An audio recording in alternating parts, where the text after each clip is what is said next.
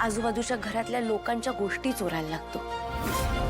आणि मग तो जेव्हा मोठा होतो ना, त्यावेळेस तो एक सराईत चोर झालेला असतो। आणि एकदा ना तो अशीच कुठली तरी मोठी चोरी करतो, जेव्हा राजाचे शिपाई त्याला पकडतात। त्याला राजाच्या दरबारात उभं केलं जातं आणि त्याला मृत्यूदंड दिला जातो। ज्यावेळेस त्याला फाशीची शिक्षा दिली जाणार असते ना, त्यावेळेस त्याला त्याची शेवटची इच्छा विचारली जाते। तर तेव्हा तो म्हणतो की मला ना माझ्या आईला भेटायचंय आणि मला माझ्या आईच्या कानात काहीतरी सांगायचंय। त्याची आई सुद्धा रडत रडत त्याच्या जवळ येते आणि जेव्हा तो त्याच्या आईच्या कानाजवळ गेला ना, त्यावेळेस त्याने त्याच्या आईच्या कानाचा जोरात चावा घेतला।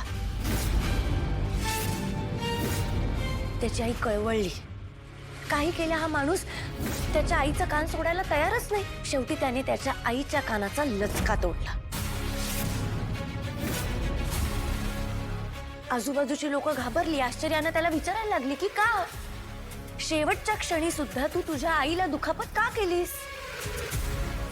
त्यावेळी तो काय म्हणाला माहितीये? तो म्हणाला की मी ज्यावेळेस छोटी चोरी केली होती तेव्हाच जर माझी आई मला ओरडली असती, मला रागवली असती, तिने माझा कान धरला असता ना, तर आज मी इथे नसतो। तिच्या अति प्रेमामुळे आणि वेळीच शिक्षा न देण्यामुळे माझ्यावर ही वेळ आली आहे। कुठल्याही मुलासाठी त्याची आई ही त्याचा पहिला गुरु असते। मग काय चूक, काय बरोबर हे आईने त्याला शिकवायचं असतं। काकू, अजूनही वेळ गेलेली नाहीये। तो मुलगा आहे तुमचा। तुम्ही त्याचे कान पकडा, त्याला समजवा, त्याला या गोष्टीची जाणीव करून द्या की तो जे काही वागतोय ना ते चुकीचं आहे।